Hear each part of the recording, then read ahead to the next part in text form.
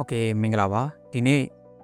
လူတွေရဲ့နှလုံးသားကိုသိပ်ပိုက်နိုင်တဲ့ရိုးဝဲစမ်းကြဲတဲ့နီလန်ပုတ်ခုကြောင့်ကိုကျွန်တော်ပြပြပေးတော့မှာဖြစ်ပါတယ်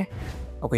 အဲ့ဒီနီလန်ပုတ်ခုကပါတယ်လဲဆိုတာကိုကျွန်တော်နဲ့တူတူလိုက်ပါကြည့်ရှုပေးဖို့ဖိတ်ခေါ်ပါတယ်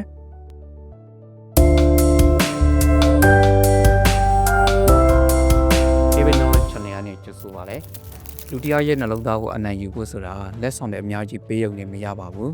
တကယ်တော့လူတွေဟာသူတို့ကိုတန်ဖိုးထားတဲ့အသိမှတ်ပြုတဲ့လူခံစားရတဲ့ကတိတ်အပေါ်ကိုလောဝရုပ်ကြည်တော်တတ်ကြပါတယ်ဒီနေ့မှာတော့တစ်ဖက်လူမရမိစေပဲသူတို့ရဲ့စိတ်တွေကိုခိုးဝင်ပြီးနှလုံးသားကိုတိတ်ပိုက်နိုင်မဲ့ရိုးဝဲချစ်ကျူးနည်းလမ်းတွေကိုမျှဝေသွားမှာဖြစ်ပါတယ်ဒါပါအတစ်ချက်တဆင့်စကားပြချစ်ကျူးခြင်းပထမဆုံးနည်းလမ်းကတော့တဆင့်စကားနဲ့ချစ်ကျူးရပါလူတယောက်ကို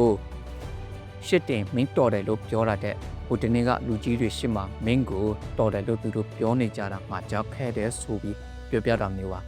ဒါပို့ပြီးတော့အစမ်းထဲတယ်ဘာလဲဆိုတော့လူတွေကကိုမြင့်ကွယ်မှာချီကျူးခံရတာပို့ပြီးခေါ်ယူတတ်တယ်လို့တင်ကလည်းသူတို့ကောင်းကြောင်ကိုလိုက်ပြောပေးနေတယ်လို့ခံစားစေရလို့ပါပဲနံပါတ်2ချက်အကြံဉာဏ်တောင်းခံခြင်း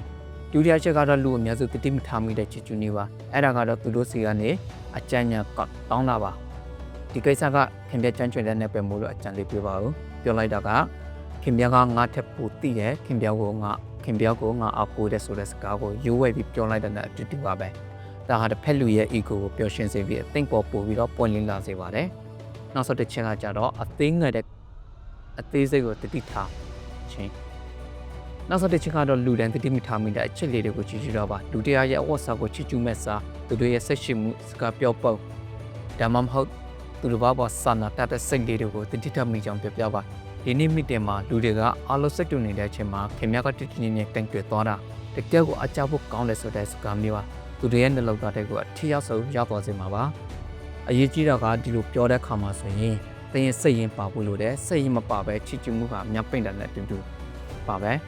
ဒီဗီဒီယိုလေးကနေပြီးတော့သင်လူမျိုးဆက်ဆံရေးအတွက်တစ်ခုရသွားမယ်လို့ညွှန်လင်းပါတယ်အခုလူပိုသူတတွေနဲ့စိတ်ဓာတ်ခွန်အဖြစ်စေမဲ့အကြောင်းအရာတွေကိုအမြင်လေးလာဖို့ချစ်တော်ရဲ့ people knowledge ကို subscribe လုပ်ထားဖို့မမေ့နဲ့အောင်နော်နောက်ပြီးတော့တင်ရောလူတယောက်ကိုနောက်ဆုံးပဲလို့အမတ်တရဖြစ်အောင်ချစ်ကျူးခတ်ပူရဲဆိုတော့ကို comment မှာမျှဝေပေးပါဦးအားလုံးကိုကျေးဇူးတင်ပါတယ်